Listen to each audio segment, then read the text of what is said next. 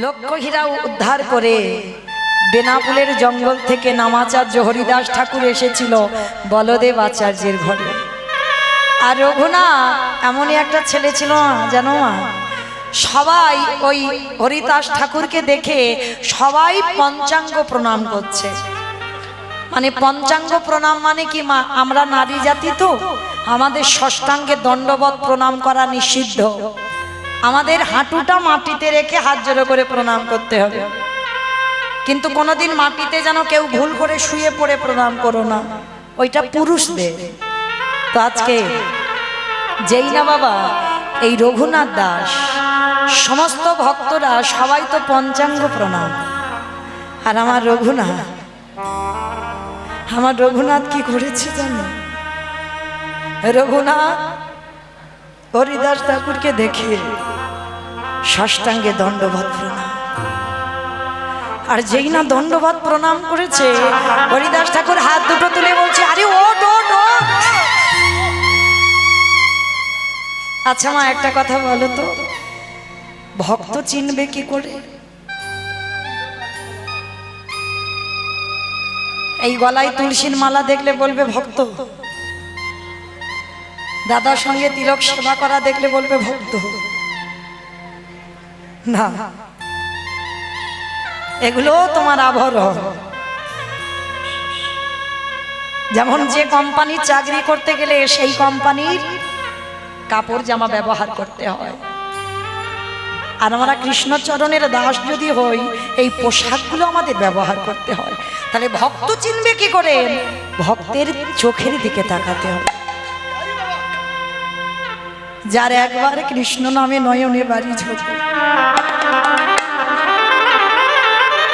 একবার কৃষ্ণ নামে যার হৃদয়টা ব্যাকুল হয়ে ওঠে, কৃষ্ণ নাম বলার সঙ্গে সঙ্গে শরীরে একটা কম্পন হয়,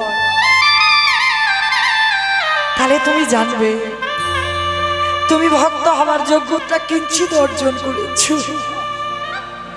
আর দেখবেন মা, ভক্তদের দেখলে লক্ষ্য করবেন তাদের একটু পাগল পাগল ভাব,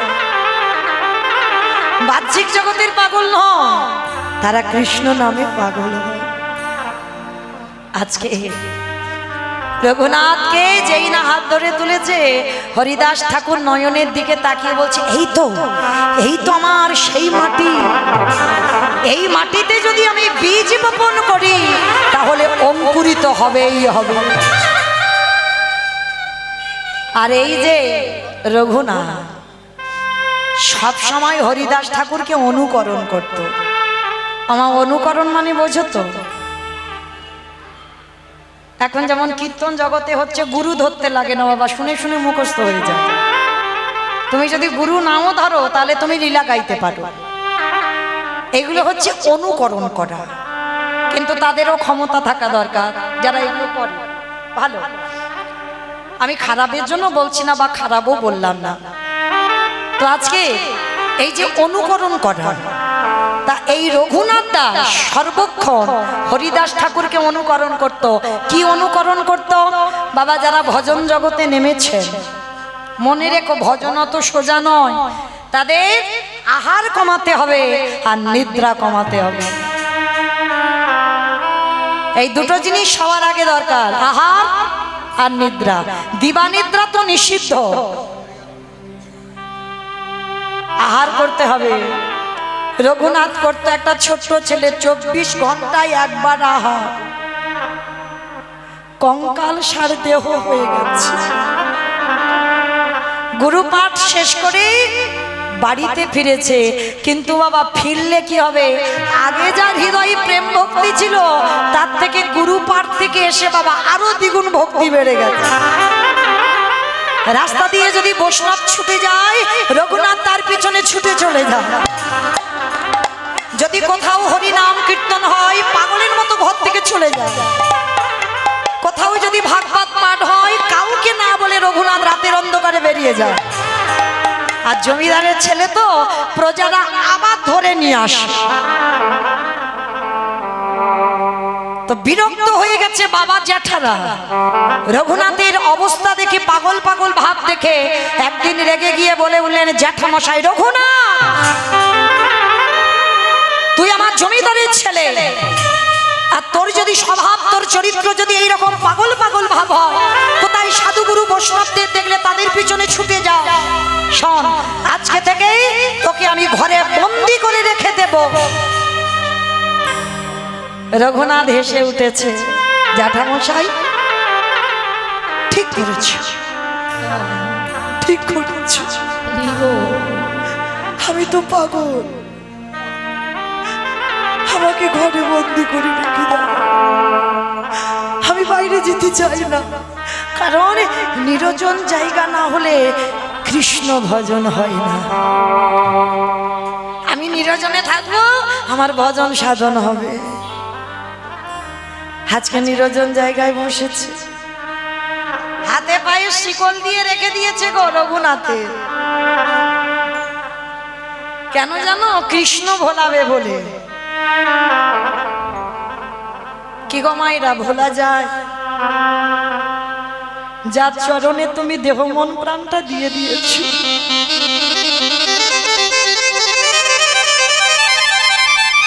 পারবে তুমি তাকে ভুলতে? হাজার চেষ্টা করবে, তুমি কোনোদিন তাকে ভুলতে পারবে? কৃষ্ণ হে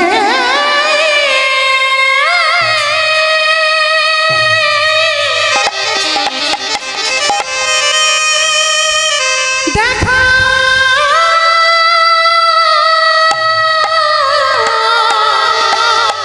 দেখা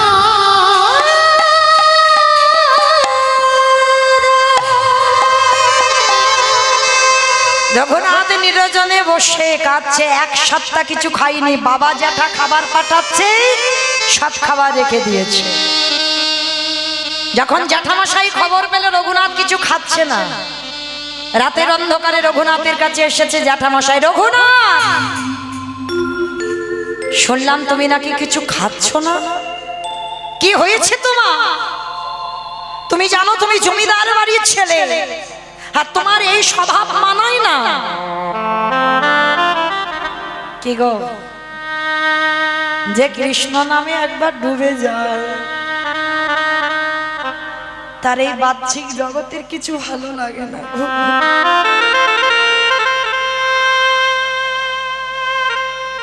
তার কোনো কিছুতে মন বসে না।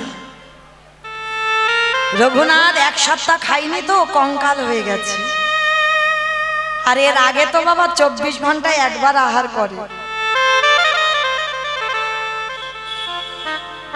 মানে শুধু গুনে গুনে হাড়গুলো শরীরে রয়েছে।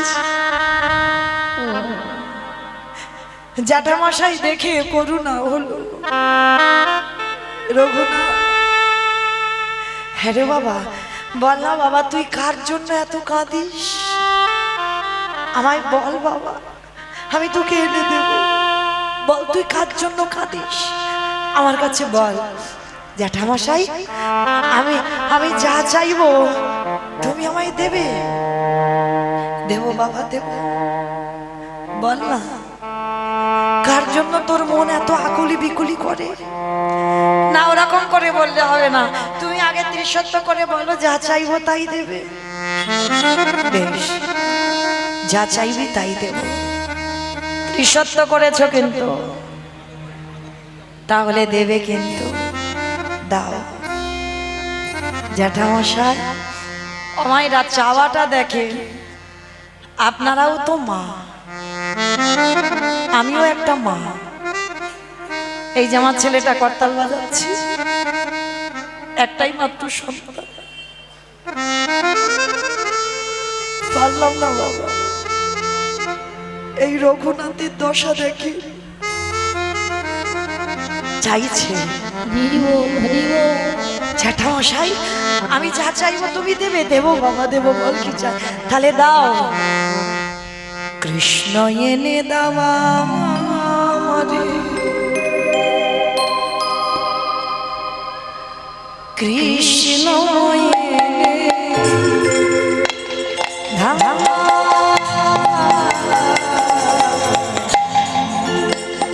কৃষ্ণ এনে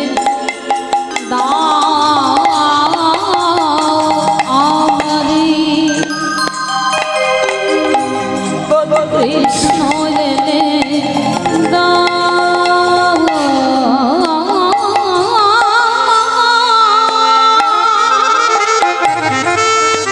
কৃষ্ণ ছাড়া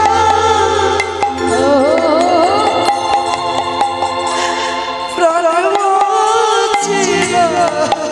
হরি বল হরি বল কৃষ্ণ এনে দাও।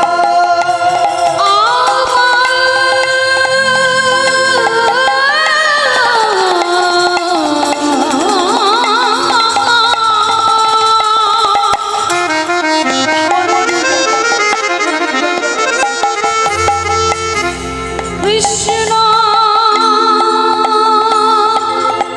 ছাড়া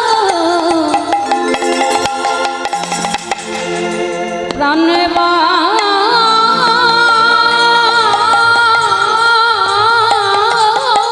না।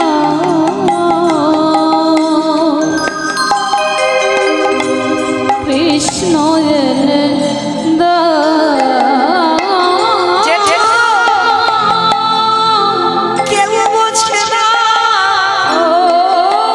মনের কথা। বলবো আমি কারে,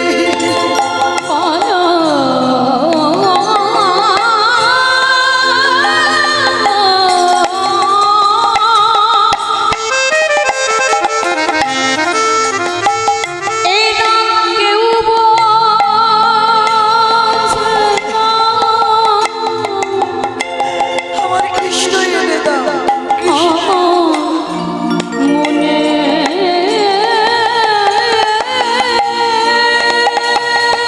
আমি কি তারে পাবো না? আমি কি তারে পাবো না? বলো না জেঠু। কৃষ্ণ এনে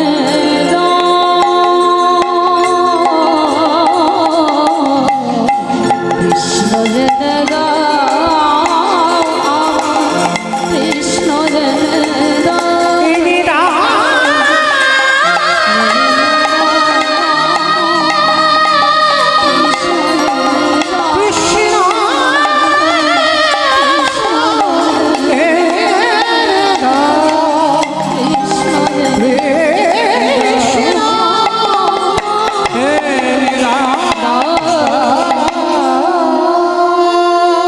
দাও না জেঠু। আমার কৃষ্ণ এনে দেবো বাবা, দেবো, কথা দিলাম, ঠিক কাঁদিস না, আমি কৃষ্ণ এনে দেব। হঠাৎ গুরুদেব বলদেব আচার্য সংবাদ পেয়েছে ছেলেটা খাওয়া দাওয়া বন্ধ করে দিয়েছে। ছুটে এসেছে শিষ্যের কাছে, রঘুনাথ শোন বাবা, তুই কৃষ্ণ বলে কাঁদছিস কেন? কৃষ্ণ পাবি না। শোন, রাধা কৃষ্ণ এক আত্মা, দুই দেহ ধরি, অনন্য বিলাস রস আস্বাদন করি। এই দুই ভাব এবে চৈতন্য গোসাই, ভাব রস আস্বাদিতে দোহে এ কোঠায়। রাধা কৃষ্ণ দুহু তনু এক হয়ে গৌর হয়ে এসেছে। তুই গৌর বলে কাঁদ, আর গৌর বলে কাঁদ রে, তুই পেয়ে যাবি গোবিন্দ চরণ। গুরুদেব, তাহলে আজকে থেকে আমি গৌর বলে কাঁদবো? চল, আমি তোকে গৌর দেখাবো। নিয়ে ছুটলো ওই নবদ্বীপ ধাম। আর নদিয়া নবদ্বীপ ধামে গিয়ে খবর পেল নিমাই 24 বছর বয়সে সন্ন্যাস নিয়ে চলে গেছে। যখনই সন্ন্যাস নিয়ে চলে গেছে, আর এদিকে বাবা ফিরে এলো আবার নিজ আজ্ঞায় রঘুনাথ। কিছুদিন পরে তো মহাপ্রভু এসেছিল শান্তিপুরে অদ্বৈত আচার্যের ঘরে। আর যখনই অদ্বৈত আচার্যের ঘরে এসেছে, সংবাদ যখন হিরণ্যদাস আর গোবর্ধন দাস পেয়েছিল, আমার রঘুনাথকে নিয়ে ওই নিমাইয়ের সঙ্গে দেখা করতে গেল। আর দেখা করতে গিয়ে একেবারে রঘুনাথ নিমাইয়ের সামনে দাঁড়িয়ে ষষ্ঠাঙ্গে দণ্ডবত প্রণাম। আমার মহাপ্রভু বলছে, আরে ওঠ ওঠ ওঠ ওঠ। নয়নে নয়নে মিলন হলো। নিতাই চাঁদকে বলল, দাদা যাও, আমার সেবার থালাতে যে প্রসাদী আছে তুমি রঘুনাথকে দাও। এগো মায়েরা, ভগবানের উচ্ছিষ্ট প্রসাদ পাওয়ার জন্য যোগী মুনি ঋষিরা যুগ যুগ ধরে কাঁদে, তারা পায় না। আর রঘুনাথ প্রথম দর্শনে ভগবানের উচ্ছিষ্ট প্রসাদ পেয়ে গেল, কৃপা হয়ে গেল। বেশ কিছুদিন ওই শান্তিপুরে অদ্বৈত আচার্যের ঘরে আমার মহাপ্রভু চরণ সেবা করলো। এইবার যাবার সময় হয়েছে, প্রভু আমার মহাপ্রভু বলছে, রঘুনাথ এইবার আমি পুরী ধাম যাত্রা করব। আমি জগন্নাথ ধামে রথযাত্রা, আমি ওখানে যাব। প্রভু আমাকে সঙ্গে করে নিয়ে চল।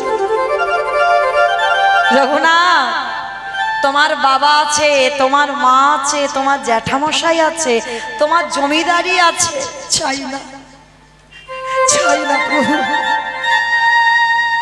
আমি কাউকে চাই না।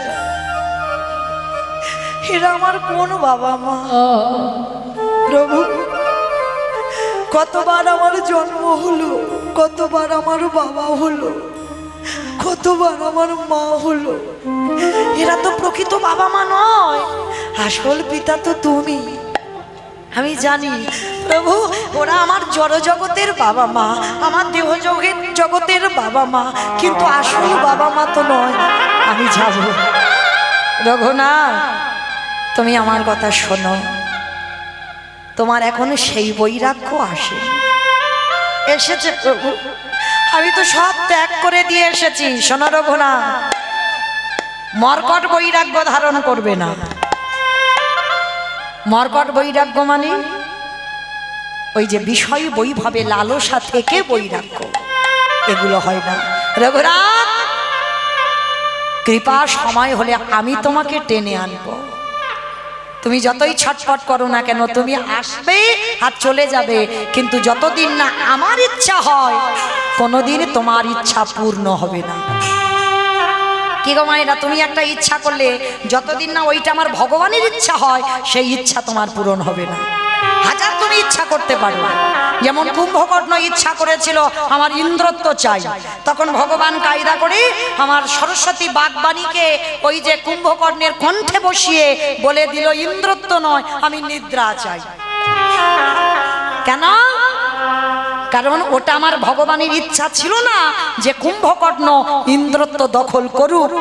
তাহলে মনে রাখতে হবে, মনুষ্য জীবনে যতদিন না আমার ভগবানের ইচ্ছা হয় ততদিন তোমার ইচ্ছা পূর্ণ হবে না, আর যেদিন আমার ভগবানের ইচ্ছা হবে সেদিন তোমার ইচ্ছা পূর্ণ হয়ে যাবে। তাই গৌর হরি বল, হরি বল।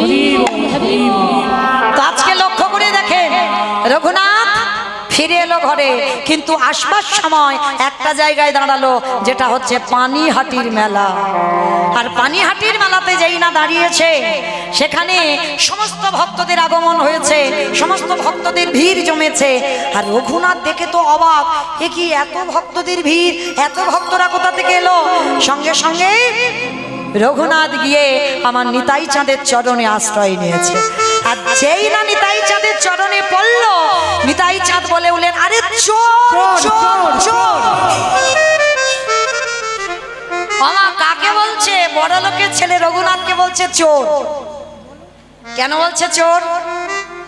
আর অন্যান্য ভক্তরা যারা ছিল তারা তো অবাক হয়ে গেল, ওমা রঘুনাথের ছেলে, হরি বল, এরা গোবর্ধন দাসের ছেলে, আর এত ভালো ছেলেকে বলছে চোর। কিন্তু কেন চোর বলল? এই জগতের সংসার মাঝে নিতাই চাঁদের কৃপা যতদিন না হয়, আমার গৌর চাঁদের কৃপা হবে না। আরে রঘুনাথ কি করেছিল? আমার নিতাই চাঁদের কৃপা না পেয়ে আমার সরাসরি গৌর চাঁদের চরণে গেছে, তাই তো সংসারে ফিরে আসতে হলো।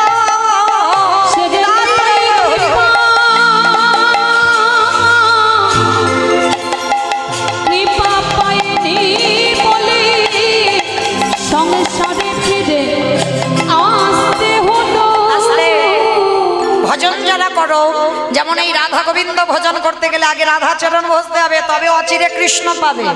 আর কলিকালের ভক্ত আমরা নিতাই চাঁদের চরণ বসতে হবে, তবেই পাবে আমার গৌর চরণ। আর গৌর চরণ পেলেই তবে রাধা গোবিন্দের ব্রজে গিয়ে নিত্য লীলা দর্শন করতে পারবে। এই জন্য রঘুনাথকে বলেছিল, তুমি চোর, তুমি আমার কৃপা না পেয়ে তুমি আমার ভাইয়ের কাছে গেছো, তাই তোমাকে দণ্ড দেওয়া হবে। ওমা আমাকে কি দণ্ড কি শাস্তি দেওয়া হবে হোক। বলছে অন্য কোনো শাস্তি নয়, আজকে এই পানিহাটির মেলাতে যত ভক্তরা এসেছে সবাইকে তুমি চিরা দধি খাওয়াবে। আজও যারা যাবেন পানিহাটির মেলায় ভক্তদের উৎসবে দেখবেন সেখানে চিড়ে দই খেতে দেওয়া হয়। যত দোকানে দোকানে চিড়ে দুধ দই ছিল, মিষ্টি চিনি সন্দেশ মিষ্টি যা ছিল সব ওই গোবর্ধন দাস আর রঘুনাথ দাসের বাবা জ্যাঠা দুইজনে সমস্ত কিছু কিনে পানিহাটির মেলাতে ওই ভক্তদের বিতরণ করলো। আজও সেই উৎসব পালন হয়। ওই পানিহাটির মেলাটাকে বলা হয় দণ্ড মহোৎসব। নিতাই চাঁদ রঘুনাথকে দণ্ড দিয়েছিল। এইবার রঘুনাথ ফিরে এলো, বাবা মা চিন্তায় পড়লো, ছেলের সবসময় পাগল পাগল ভাব, তাহলে ছেলের কাঁধে একটা জল চাপাতে হবে। আমার জল চাপানো মানে বোঝো তো, একটা বিয়ে দিতে হবে। হরিবল। শুভ দিন শুভ লগ্নে শুভক্ষণে একটা মেয়ে দেখাশোনা হলো, যার নাম হচ্ছে রত্নাবতী। সে রূপ তো নয়, স্বর্গের অপ্সরা হার মানবে।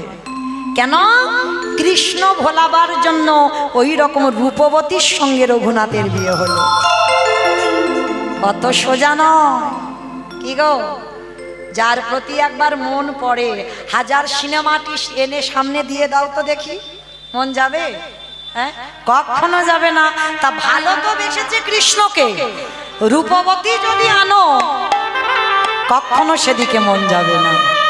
বিয়ে হলো, বিয়ের পরের দিন হলো কাল রাত্রি, তারপরের দিন হলো ফুলসজ্জার রাত। রঘুনাথ নিরজনে বসে বসে কাঁদছে। ও মাইরা, ফুলসজ্জার রাতে বউ কাঁদে, এটা উল্টে গেছে, তার স্বামী কাঁদছে।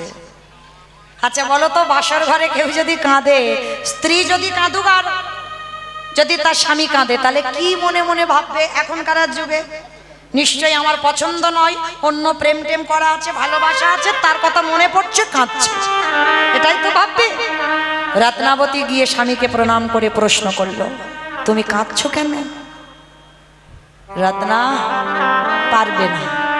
আমি যার জন্য কাঁদছি তুমি পারবে আজকে রাত্রে তার কাছে আমাকে দিয়ে আসতে? চমকে উঠল, চমকে উঠেছে রত্নাবতী। বাবা মা দেখাশোনা করে যার হাতে তুলে দিল, সে আমাকে নয় অন্য কাউকে ভালোবাসে। তবু এমন সহধর্মিণী ছিল রত্নাবতী, বউ কিন্তু নয়, স্ত্রী কিন্তু নয়, সহধর্মিণী ছিল। তাই সেই সহধর্মিণী বলে উঠল, স্বামী আমি কথা দিলাম আজ এই রাত্রিতে তুমি আমার কাছে যাকেই তুমি জীবনের থেকে বেশি ভালোবাসো, আমার প্রেম যদি সত্যি হয়, আমার ভালোবাসা যদি সত্যি হয়, এই 3 দিনের পরিচয়ে আমি তোমাকে নিজের হাতে তার কাছে দিয়ে আসবো। কি গো মায়েরা, জগতে হয়? হয় না, অসম্ভব। মারামারি খুনোখুনি লাটালাটি হয়ে যাবে। কিন্তু রত্নাবতী ছিল সহধর্মিণী। আমি পারবো তোমাকে তার কাছে দিয়ে আসতে। বলো সে কে, কাকে তুমি এত ভালোবাসো, কার জন্য তোমার মন এত আকুলি বিকুলি করে, কার জন্য তুমি রাতে ঘুমাও না, কার জন্য তুমি খাওয়া দাওয়া বন্ধ করেছো, বলো তুমি সে কে? রত্না, আগে বলো তো দেখি আমার বাবা মা তোমার সঙ্গে কেন বিয়ে দিয়েছে? বলে কেন? তোমাকে ঘরে বেঁধে রাখার জন্য। রত্নাবতী, তুমি কি মনে করো পারবে আমায় বেঁধে রাখতে? না, আমি চাই না তোমায় বেঁধে রাখতে, কারণ আমি তোমার শ্রীচরণের দাসী হয়ে থাকতে চাই, আমি তোমাকে বাঁধতে চাই না। বেশ, তাহলে শোনো রত্নাবতী, যার জন্য আমি এত কষ্ট পাই, যার জন্য আমি এত কাঁদি, যার জন্য আমার মন এত আকুলি বিকুলি, সে অন্য কেউ নয়, সে হলো আমার কৃষ্ণ। উঠেছে, কি বললে? আমি কোথাও গেলে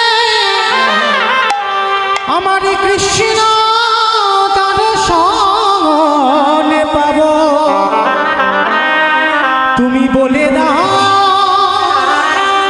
ও গো রত্নাবতী,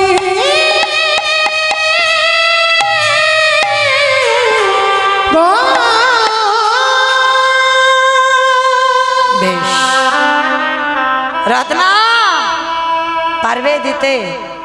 বেশ। স্বামী আমায়রা কেমন নারী দেখো, চিরজনমের মতো শেষবারের মতো স্বামীকে প্রণাম করে ওই ফুল সজ্জা রাতে চিরজনমের মতো স্বামীকে বিদায় দিল। স্বামী সামনের দরজা দিয়ে নয়, তুমি পিছনের দরজা দিয়ে পালিয়ে যাও, আর কালকে তোমার বাবা মাকে যা বলার আমি বলবো।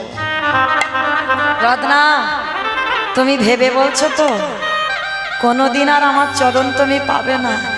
দরকার নেই স্বামী, এই 3টে দিনের স্মৃতি নিয়ে আমি সারা জীবনটা কাটিয়ে দেব।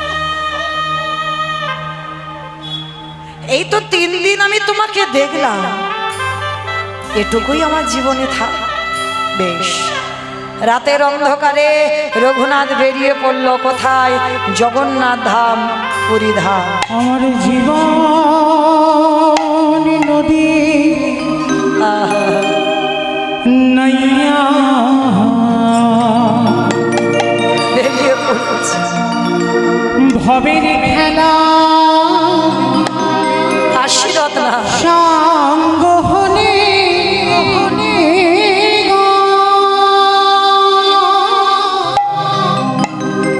একেবারে দিও পার করিয়া আমার জীবন নদীর নাইয়া। হাসি রত্নাবতী। জীবন নদী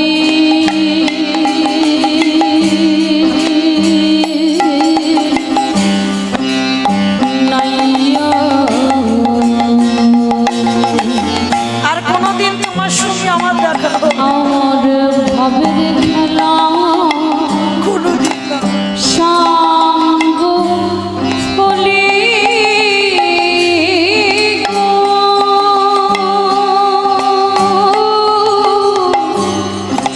দিও পারে করিয়া আমার জীবন নদী নাইয়া।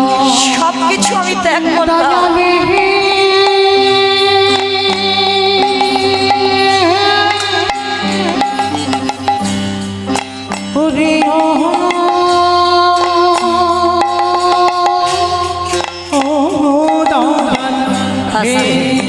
ছুটে চলল জগন্নাথ ধাম, পুরী ধাম। আর গিয়ে যেই না দাঁড়িয়েছে, আর ওই জগন্নাথ ধামে গিয়ে কি করেছে জানো? লোকের দ্বারে দ্বারে ভিক্ষা করে রঘুনাথ। জমিদারের ছেলে, আপনারা আমরা কত টাকা রেখেছি ব্যাংকে, জমিদারের ছেলে হয়ে তার অবস্থা দেখো। বাবা জ্যাঠা যখন খবর পেল রঘুনাথ পুরী ধামে আছে, চাল ডাল অর্থ বস্ত্র পাঠায়, আর রঘুনাথ পুরী ধামে সেগুলো গরিব ভিখারিদের দান করে। মহাপ্রভু যখন খবর পেল রঘুনাথ ওইগুলো দান করছে, রঘুনাথের ওই স্বরূপ দামোদরের দ্বারা খবর পাঠিয়েছিল, স্বরূপ তুমি গিয়ে রঘুনাথকে বলো, রঘুনাথ আমি এগুলো পছন্দ করি না, কারণ তোমার বাবা জ্যাঠা অন্নদান বস্ত্রদান অর্থদান করে বলে তোমার বাবা জ্যাঠার অহংকার। আমি চাই না ওই জমিদারি থেকে তুমি কিছু নিয়ে তুমি এই জগন্নাথ ধামে শ্রীক্ষেত্রে দান করো। রঘুনাথ যখন শুনতে পেল, খবর পাঠালো সপ্তগ্রামে, আর কিছু আসে না। এইবার দাঁড়ে দাঁড়ে ভিক্ষা করে। মহাপ্রভু বলল, রঘুনাথ লোকের বাড়িতে চেয়ে খাবে, এটা আমি পছন্দ করি না। কি গো, ঘষে মেজে নেবে না? যে কতটা কষ্ট সহ্য করতে পারে দেখি। বন্ধ করে দিল রঘুনাথ, কারোর বাড়িতে কিছু চাই না। তাহলে খাবে কি? ওই যে আনন্দ বাজারে রঘুনাথ বসে থাকে। আমার আনন্দ বাজার দেখেছো তো? যারা যারা পুরী ধামে গেছো, যেখানে মহাপ্রভুর ওই যে জগন্নাথের প্রসাদ বিক্রি হয়, ওটাকে বলে আনন্দ বাজার। আর ওই আনন্দ বাজারে বসে থাকে একাধারে রঘুনাথ, আর পরনে একটা বহির্বাস আর একটা অন্তর্বাস, আর কিচ্ছু নেই। জমিদারের ছেলে বসে আছে। আর যেগুলো বিক্রি হয় না, কেউ যদি রঘুনাথকে বলে এই নে খা একটু, রঘুনাথ খায়। মহাপ্রভু বললেন ওগুলো আমি পছন্দ করি না। ওকে যে কেউ ভিক্ষা দেবে আরো খাবে, এটাও আমি পছন্দ করি না। কি গো মা, তাহলে সব পদ বন্ধ, তাহলে খাবে কি? ভক্তের পরীক্ষাটা দেখো। জগন্নাথের রান্নাঘর যারা দেখেছেন, ওই রান্নাঘরের পাশে দেখেছেন একটা নালা মতো আছে। দেখেছো? কতজন জগন্নাথের রান্নাঘর দেখেছো? দেখি তো একবার। বাহ, খুব ভালো, খুব ভালো। ওই জগন্নাথ ধামে গেছে গো, শুধু ওই সমুদ্রের জন্য নয়, অনেক কিছু আছে।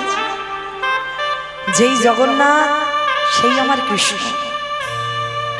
কৃষ্ণের নাভি জগন্নাথের নাভিতে প্রতিষ্ঠিত করা আছে। জগন্নাথ দেখা মানে তোমার কৃষ্ণ দেখা হয়ে গেল। কারণ যেদিন আমার ভগবানের যদুবংশ ধ্বংস হয়েছিল, সেদিন কৃষ্ণের নাভিটা ওই জগন্নাথের নাভির সঙ্গে প্রতিষ্ঠিত করা হয়েছিল। যখনই কাঠ বদলানো হয়, ওই নাভিটাকে বের করা হয়, আবার নতুন কাঠে নাভিটা প্রতিষ্ঠা করা হয়। আজও আছে হরিদাস ঠাকুরের সমাধি, এগুলো দর্শন করতে হয়। আজও আছে গম্ভীরা, আজও সেই প্রদীপ, আজও সেই কাঁথা, সেই শিখর, মহাপ্রভুর পাদুকা আজও আছে। ভক্তির নয়নে নিয়ে গেলে দর্শন হয়। আর যারা শুধু সমুদ্রে ঢেউ খাবার নয়ন নিয়ে যায়, তাদের দর্শন হয়। তো আমার এই জগন্নাথ ধামের এই যে রান্নাঘরে এই যে নালা আছে না, আর ওই নালাতে প্রসাদ ভেসে যাচ্ছে। মানে যেগুলো পচে গেছে, পোকা হয়ে গেছে, অনেক দিনের প্রসাদ। আর রঘুনাথ তো কারোর কাছে হাত পেতে কিছু খেতে পারবে না, কেউ দিলে কিছু খেতে পারবে না, তাহলে তো মরে যাবে না খেয়ে খেয়ে। 1 সপ্তাহ 15 দিন হয়ে যাচ্ছে কিছু খাচ্ছে না। রঘুনাথ ভাবছে, জগন্নাথ আমি আমার ভগবানকে ডাকবো কি করে গো? কিছু তো খেতে হবে। ওই নালা দিয়ে জগন্নাথের পচা পচা ভেসে যাচ্ছে প্রসাদ। আর যখন পচা গলা প্রসাদ ভেসে যাচ্ছে, রঘুনাথ খিদের জ্বালায় আঁচলা করে তুলে দিচ্ছে। যেই না আঁচলা করে তুলে নিয়েছে, প্রসাদটা তো বুকে ধরেছে, চোখের জলে প্রসাদটা ধুয়ে যাচ্ছে। হে হে দয়াময়, তুমি আমার অপরাধ ক্ষমা করো। আমারে যে বড় ক্ষুধা লেগেছে, তাই তো খিদের জ্বালা সইতে না পেরে আমি এই পচা গলা প্রসাদে একটু বদনে দিলাম। ওগো দয়াময়,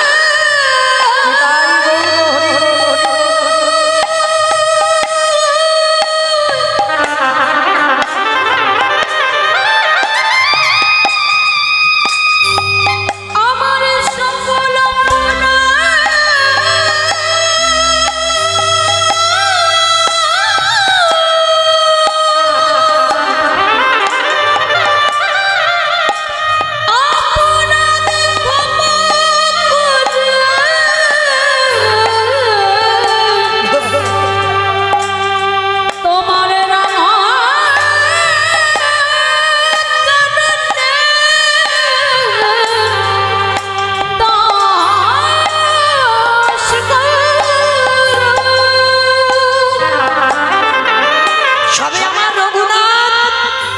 পচা গলা প্রসাদটা একটা গ্রাস দিতে যাবে, পিছন থেকে আমার মহাপ্রভু এসে রঘুনাথের হাতটা ধরে,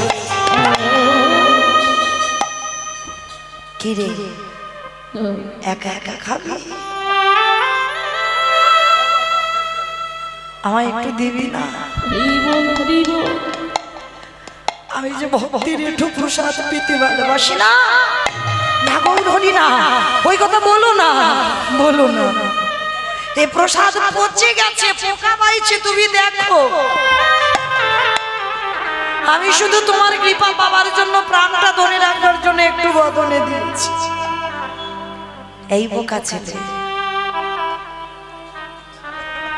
প্রসাদ কোনোদিন পচে যে, প্রসাদ কোনোদিন পচে যে, প্রসাদ প্রসাদই থাকে, প্রসাদ নষ্ট হয় না। আর তাছাড়া আমি ভক্তের এটো প্রসাদ পেতে যে বড্ড ভালোবাসি। দে দে তুই আমার ওই উচ্ছিষ্ট প্রসাদ দে না।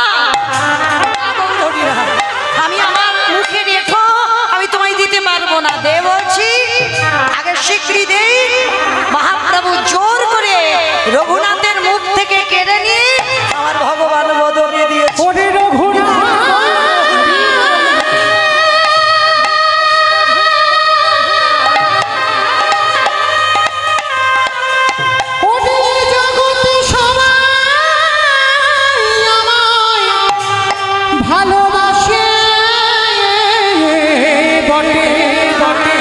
কিন্তু তোর মতো করে নয়ন জলে কেউ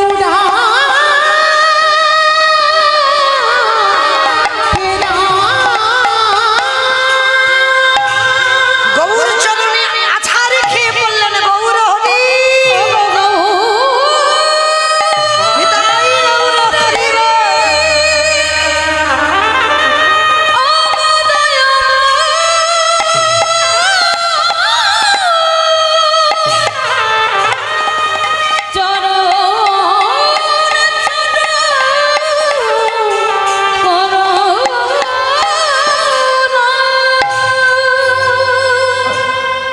কৃপা হয়ে গেল,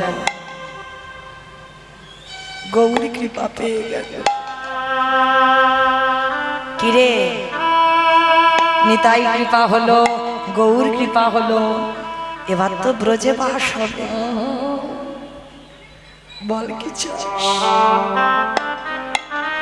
যা, যেখান থেকে তোর উৎপত্তি, যেখান থেকে আসা, সেইখানে যা। চলে গেল রাধা কুণ্ডের তীর। আর এই রাধা কুণ্ডের তীরে যেখানে মানত করে পেয়েছিল রঘুনাথকে, এই দামোদর গত নিয়ম সেবার মাস সারাদিন গিরি গোবর্ধন পরিক্রমা করে আসে।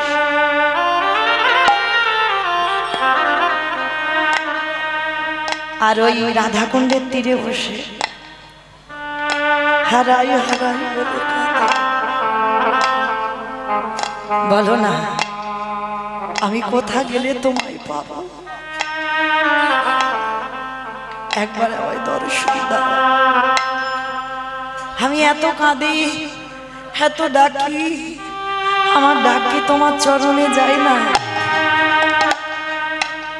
ও মাইরা, এই ব্রজে গিয়ে কেউ যদি একবার রাধে বলে কাঁদো,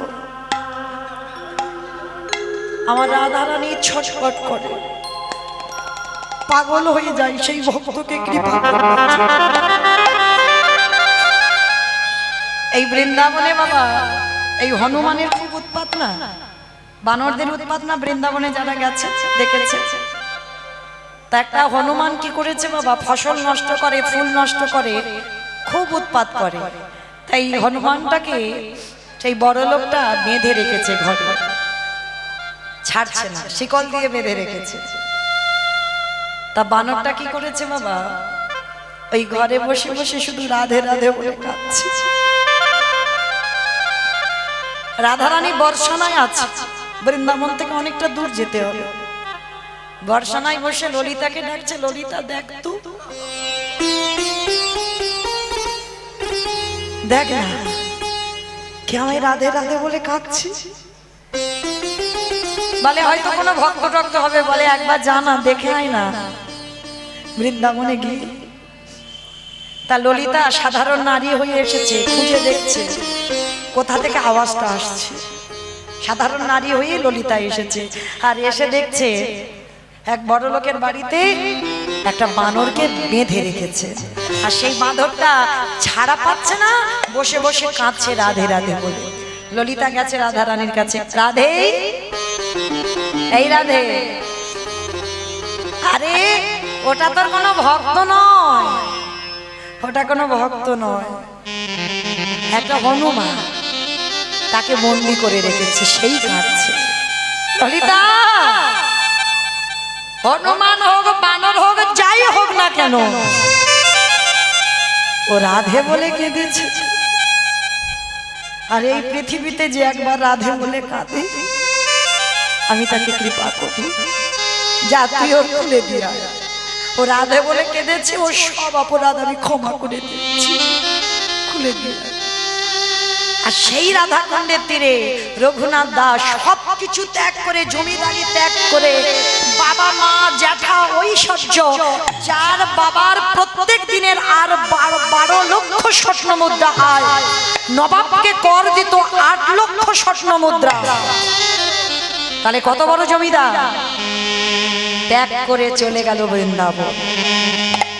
দেখেন বাবা, সেই যে লালা বাবু, যে লালা বাবুর অন্নপ্রাশনে নিমন্ত্রণ পত্র ছাপানো হলো সোনার পত্র, আর যারা প্রসাদ পেতে গিয়েছিল সোনার পত্রের উপর পত্র দিয়ে সেবা দিয়েছিল, দেখেন তারাই পেয়ে গেল গোবিন্দ চরণ। সব কিছু ত্যাগ করে দিয়ে বৃন্দাবনে ছুটে চলল। নরোত্তম জমিদারের ছেলে হয়ে সব ত্যাগ করে ভগবানের চলে। তাহলে এই জায়গাটাই একটু ভাবতে হবে মা, কৃষ্ণ ভক্ত যদি তুমি হয়েছ, তোমার শ্বেত পাথরের ঘর হবে না। কৃষ্ণ ভক্ত যদি হয়েছ, তোমার তালা তৈরি হবে না। কৃষ্ণ ভক্ত হলে ভগবান চাইবে কখন তোমার পথের ভিখারি করব, আর কোন দিক দিয়ে যে করবে সেটা তুমি জানবে না। যেটা হয়েছিল বাবা সুদামা, কৃষ্ণ যার বন্ধু, তার কত অভাব ছিল। মহাভারতে বিদুর পারত না, জমিদারি থাকতে থাকলো না, এসে পাতার কর্ণ কুঠির করেছিল, কারণ এরাই হলো কৃষ্ণ ভক্ত। আর কৃষ্ণ ভক্ত যদি তুমি হও, ভগবান চাইবে তোমার মাথার ছাদ কবে তোমার কাছ থেকে কেড়ে নেবে। ওই যে বললাম কোন দিক দিয়ে নেবে তুমি কল্পনা করতে পারবে না। আর কৃষ্ণ ভক্ত হয়েছে মানে যে করে আমার আশ তারে করি সর্বনাশ। সর্বনাশ, সর্বনাশ কেন হবে? ভগবান জীবনে ভক্তের সর্বনাশ করে, যে করে আমার আশ তারে করি সর্বনাশ। সর্বনাশ মানে প্রথমে তোমার আত্মীয় পরিজন বন্ধু বান্ধব সবাইকে কেড়ে নেবে। কৃষ্ণ ভক্ত হলে তোমার আপনজন সরে যাবে, আর সব থেকে যাকে বেশি ভালোবাসো ভগবান প্রথমেই তাকে কেড়ে নেবে। আর কেড়ে নেওয়ার পরে তবেই তো তুমি কৃষ্ণ চরণ ধরবে। আর যখনই কৃষ্ণ চরণ ধরবে, ভগবান বললেন সারা জীবন তোকে আমি আমার করে রেখে দেব। নিতাই গৌর প্রেমানন্দে আছে। রঘুনাথ রাধা কুণ্ডের তীরে হৃদয় হাত চাপড় দিয়ে হারাই হারাই বলে কাঁদছে। আর যখন রাধে বলে কেঁদে বেড়াচ্ছে, আর এই প্রখর রৌদ্র রাধে গো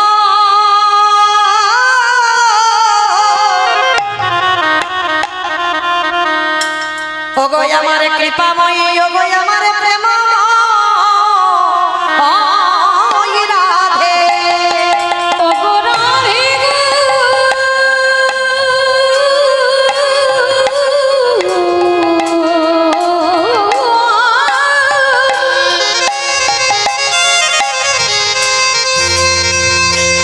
একেবারে কৃপা করে করুণা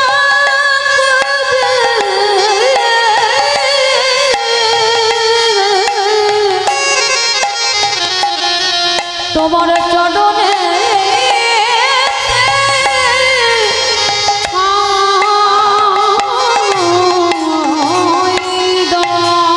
প্রখর রোদে মাটিতে শুয়ে আর রাধারানী এসে নিজের উড়ানিটা নিয়ে রঘুনাথের ছায়া করে দাঁড়িয়েছে। রঘুনাথ পিছনে তাকিয়ে দেখছে এক সুন্দর রমণী। কে মা তুমি? সে কি রে, আমার এত ডাকিস, আমায় চিনতে পারলি না? যেই না রাধারানীকে সামনে দেখেছি, তুমি তুমি সেই আমার করুণাময়ী, সেই আমার কৃপাময়ী রাধে, কিন্তু আমি তোমায় একাকে দেখতে চাই না। আমি তো সর্বদা যুগল ভজন করেছি, তাহলে যুগল কই? হরি বল। আর আমার রাধারানী যেখানে যাবে আমার গোবিন্দ থাকতে পারে কি গো? ও বেটার প্রেম ভালোবাসা তো আজকে থেকে নয়, ও ভালোবাসা সেই সুতিকা মন্দির থেকে। আমার সুতিকা মন্দির মানে বোঝো? গোয়ালঘর, গোয়ালঘর। সুতিকা মন্দির মানে গোয়ালঘর, আতুর ঘর। আতুর ঘর থেকে ভালোবাসা।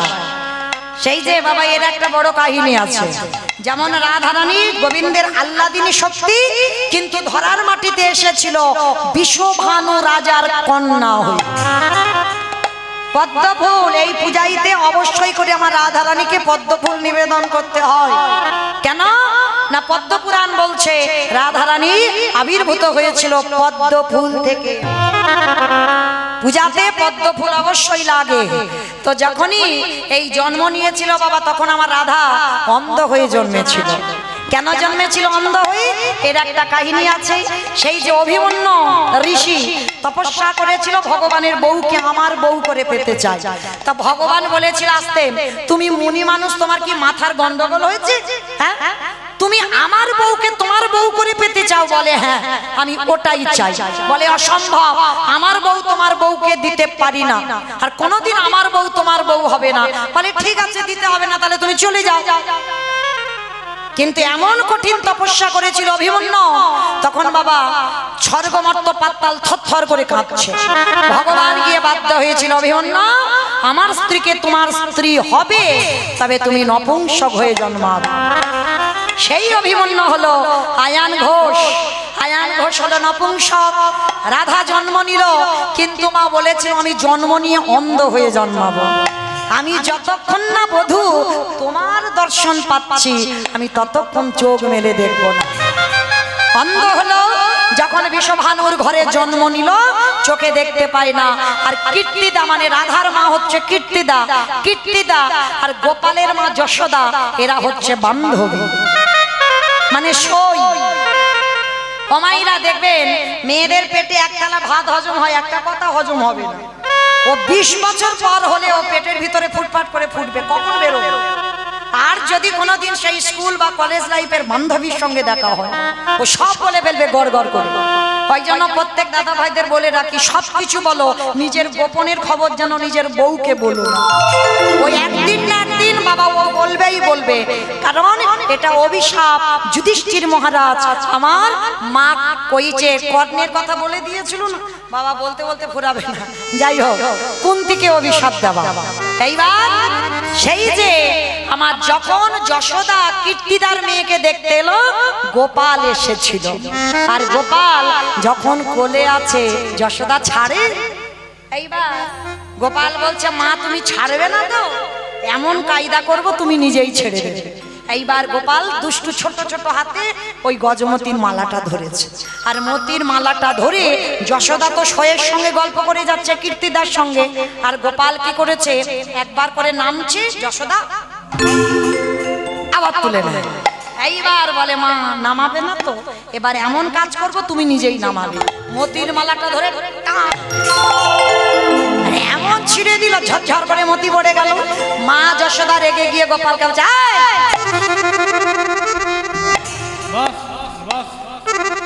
এই জন্য তোকে আনতে চাই না, চুপ করে বস।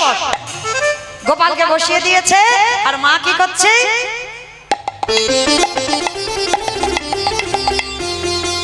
মতি ঘুরাচ্ছে। ছোট্ট গোপাল কেঁদে কেঁদে বলে, মা গো তুমি আসল মতি ছেড়ে দিয়ে নকল মতি ঘোরাচ্ছ। এইবার দেখো আমি কি করি। এবার মা তো মতি ঘোরাচ্ছে, আর হামাগুড়ি দিতে দিতে সেই হাতুর ঘরে গেছে, যেখানে রাধা অন্ধ হয়ে ঘুমিয়ে আছে। পালঙ্ক বেয়ে বেয়ে উঠেছে বেটা। হ্যাঁ, উঠে কি করেছে জানো? বুঝতে পারছে না, কানের কাছে গিয়ে ডাকছে, রাধে গো, রাধে গো, উলু কই, একবার সাড়া দাও রাধে, একবার সাড়া দাও। ও রাধে গো,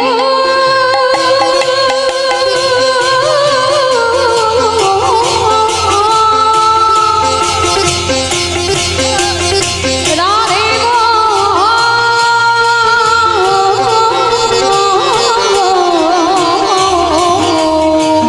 রাধে একেবারে সাজা দাও। শোনো রাধে, তোমার আর আমার প্রেম, শোনো গাম্ভীর্য শালিনী রাধে, গাম্ভীর্য শাহানি রাধে, কৃষ্ণ প্রেম প্রদায়িনী রাধে, ও কৃষ্ণ প্রেম প্রদায়িনী রাধে, প্রেম সাগরের মরালিনী রাধে, ও প্রেম সাগরের মরালিনী রাধে, প্রেম সমুদ্রের সমুদ্রিনী রাধে, ওই প্রেম সমুদ্রের মরালিনী রাধে গো,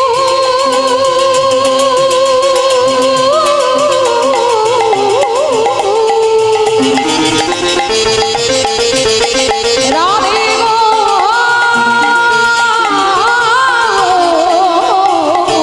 রাধে একেবারে সাজা দাও রাধে, একেবারে সাজা দাও রাধে। যে রাধে। তবে আমার দাদা ভাইয়ের একটা উড়িয়া ভজনের আবার ইচ্ছা, আবার শুনবে। যাই হোক, সে গানটা শোনাতে হবে। মাধব হে মাধব, মাধব, মাধব হে মাধব, মাধব এই মাধব, মাধব, মাধব হে মাধব, মাধব হে মাধব, মাধব, মাধব হে মাধব, মাধব হে মাধব, মাধব হে মাধব, মুখে পাখা রে পেটে পুড়ে খাও, মুখে পাখা রে পেটে পুড়ে খাবো, মুখে পাখা রে পেটে পুড়ে খাও, মুখে পাখা রে পেটে পুড়ে খাবো, ছাপান্ন ভোগ ডেগে নাহি গো মাধব হে মাধব, মাধব হে মাধব, অমাইলা পকড়রে মানে কি গো? পকোড়া পকোড়া, পকোড়া পান্তা ভাত, পকড়রে মানে পান্তা ভাত। আর জগন্নাথের কত রকমের ভোগ রান্না হয়? 56। তো এক ভক্ত গিয়েছে, জগন্নাথ তোমার 56 রকমের রান্না আমার চাই না, আমি যতদিন বাঁচবো আমি যেন পেট পুড়ে পান্তা ভাতটা খেতে পাই। আর একটা চাওয়া ছিল, কি চাওয়া? ঝাঁটি মাটি ঘরে রেখো মোর সুখে